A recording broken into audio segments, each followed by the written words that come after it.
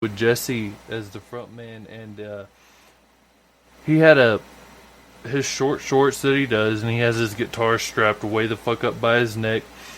He goes down into the bar, orders a shot of whiskey, and like I think they were playing. I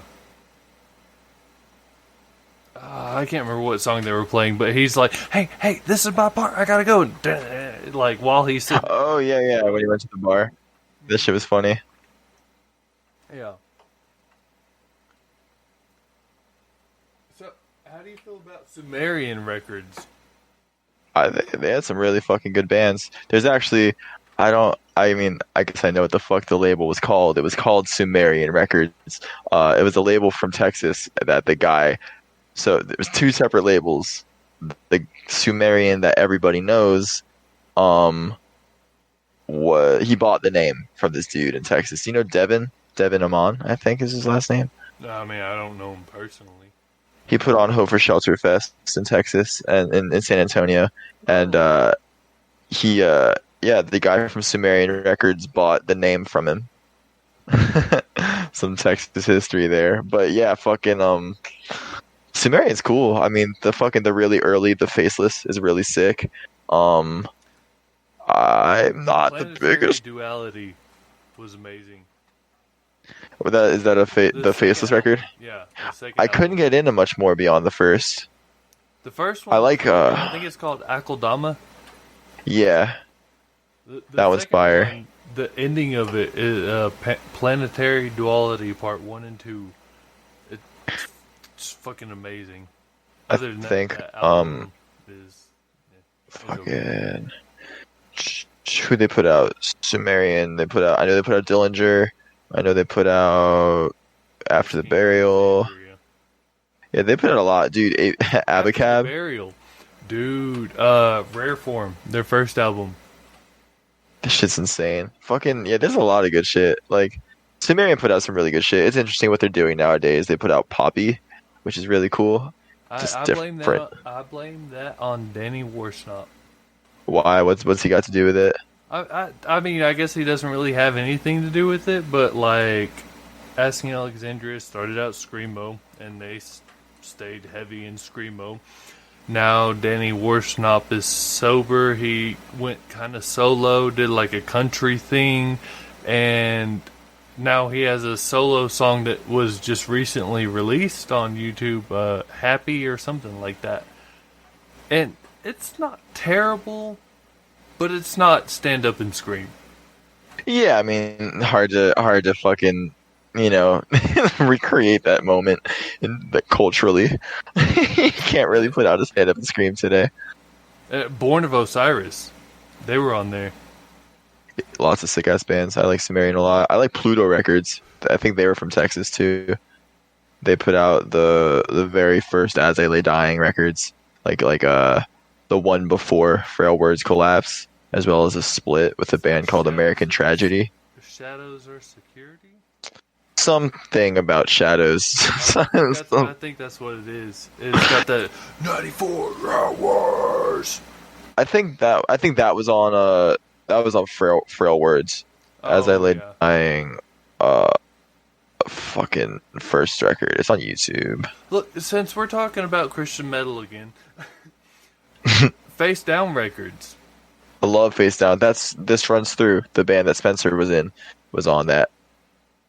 Oh no shit! I try to remember because I loved that fucking record label back when I went to church. For Today, Plea for Purging, Yep. X Death Star X, Seventh Star. Yeah, no, that label was really fucking sick. Face Down Records was awesome. Wait, Fucking, I mean, do raise. you know Plea for Purging? Yeah, of course. I straight up, I spend way too much time on the internet. I know way too much. Yeah, I had Andy on here. Hell yeah, like that's sick. 3 episodes ago from Plea. Hell yeah, he was cool to talk to. Yeah, like I don't know if you kept up with their music, but like their first record, they're talking about like winning a battle over your demons, and then their last record that I heard was like, if I was God, you'd all be dead. And I asked him about it, and he was like, "Yeah, the bassist wrote that first album, and the rest was all me." That's sick though. And I That was thought cool to have someone I else, right? figured he would have done like vocal training, but no, he did that shit all from the heart. Hell yeah. Yeah, I mean that's kind of like, some of the most raw shit happens that way. He actually just, I think he just posted on his Facebook the other day about he has a YouTube channel called Party All Day. Like it has nothing to do with Christianity. He's just like, hey man, if you want to drink, drink. If you want to do whatever you do, but keep it good. I don't know how to explain it. That's a cool motherfucker though. Yeah, I'm sure. Sounds like it. I mean, couple episodes down the line, I'd like to get both of y'all together, man. Fuck it. Hell yeah. I've never done video, but I'd like to try to get on his YouTube channel anyway. Party it up. So, I might have asked this already, but who would be your like vocal inspirees? I mean, I guess As They Lay Dying, Tim's really a good fucking vocalist. He's got a lot of range to him. Fucking their influences were Zao. The dude from Zao is really fucking good. They're original, maybe not original, but they're like the vocalist everybody knows from Zao. Fucking, I don't really know. I think a lot of these deathcore dudes are crazy. I can't really see Binary ever becoming a deathcore band, but I think like I know CJ McCreery is a piece of shit. All this bullshit came out, but From Thou Art? no, that's Lorna Shore. I think Oh, CJ McMahon is from Die Art, but CJ McCreery played in Lorna Shore and started off in Signs of the Swarm, I think. But he's an insane fucking vocalist. Yeah, I don't know. I just want to fucking increase my low range and do different things with that. But I guess for now, like Tim from As They Lay Dying, and maybe do you know the band The Jean Benet? the Jean Benet? Yeah. Yeah. Yeah, they're from Texas. I think their vocalist is really sick. I like what he does with all his like sassing. I just don't know how the fuck he pulls it off so fucking well. Yeah, I guess Tim for the most part. Very expressive. How tall are you? How tall am I? Not as tall as Tim. I think that fool's tall as shit. I'm 6 foot. See, you're bigger than I would have imagined. Like I don't know. I've got this weird theory that like, just for instance, Phil Bozeman, dude's like hmm 5 foot, 5'2". Lots of roar for a little person. Yeah. Like Mike from the Devil Wears Prada. Yeah. Yeah, yeah. I don't know. Nerd. It's kind of funny the perception of people you get from just listening to their voice. Yeah. Dude, have you heard the new Devil Wears Prada?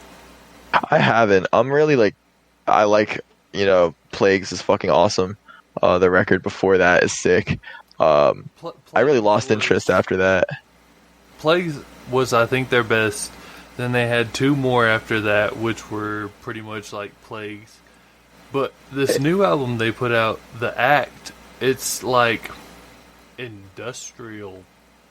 Yeah, they got a lot of electronic elements going on. No, I think they're a good more band. than that, like it's not screamo, it's not core, it's just industrial.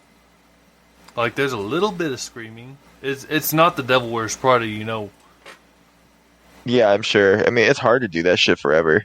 Hard to be this like fucking heavy, crazy Christian scene band.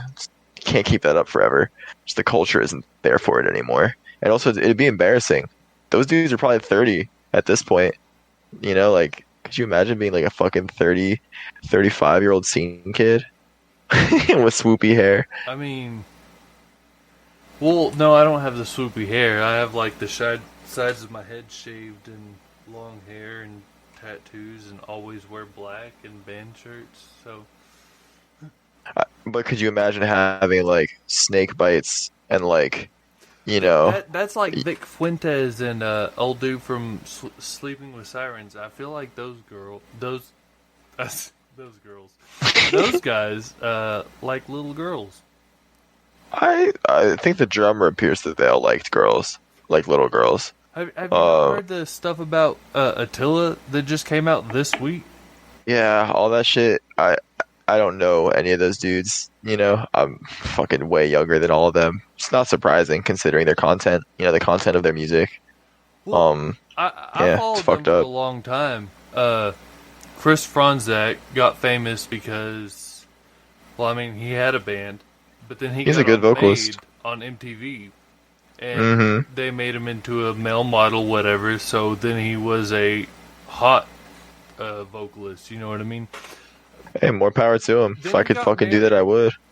He got married, had a kid, tattooed the kid's name on his throat, and then Hell yeah.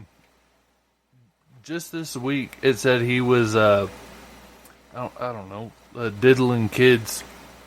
I don't think he was. Oh, you know what? I think it was. It was girls who were like 16, 17. Just like, that shit's just so pathetic to me. It's like, I don't know. I cannot speak for that lifestyle because I don't have a tour bus That and shit blah, blah, pisses blah, me blah. off. That's Yeah, it's we fucked were up. talking about morals earlier, but that's the one person that I'm like, you know what? Like, if you don't have the justification to sit there and say, I should not fuck this child, you need to die. Yeah, yeah. Fucking, I think pedophiles should be hung publicly.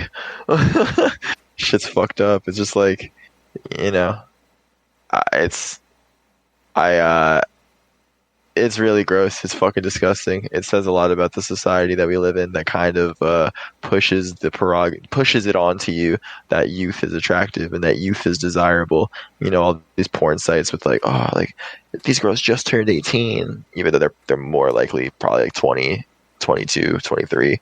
But you know, it's pushed on you as a person in society. I think it takes not necessarily, it takes just a good person, you know, to be like, this is gross, you know, to Yeah. be like, this is fucked up. And you know, I think a lot of these dudes they make their money in these environments. They're you know, Attila's a kids band. You know what I mean? Like 14, 15, 16-year-old kids like that band. And they just take advantage of their fucking fan base. It's star power. It's just like the nature of it's like a Hollywood thing. It's fucked up. It's really gross.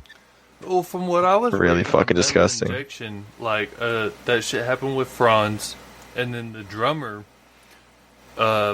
he got high on dope and raped his. Yeah. He raped his girlfriend on the tour bus, whatever. You know what I mean? But like, I was reading the shit, and according to the girlfriend, she said that like if she left him, that like she'd just be left on the streets. I don't know. It was something fucked up like that. I saw that. It was I think that shit. I've never done fucking whatever. Apparently he was on meth, right, or something like that.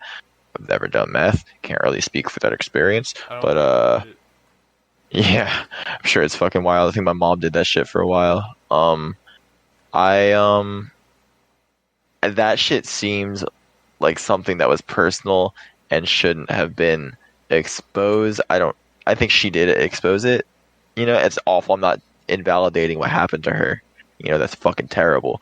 But I think the shit with the drummer was kind of like, you had some awful relationship dynamic, and maybe you both shouldn't have been doing drugs. And I don't know. It's just, the whole thing is fucked up. Yeah, like It's said that crazy. they thought they were doing coke.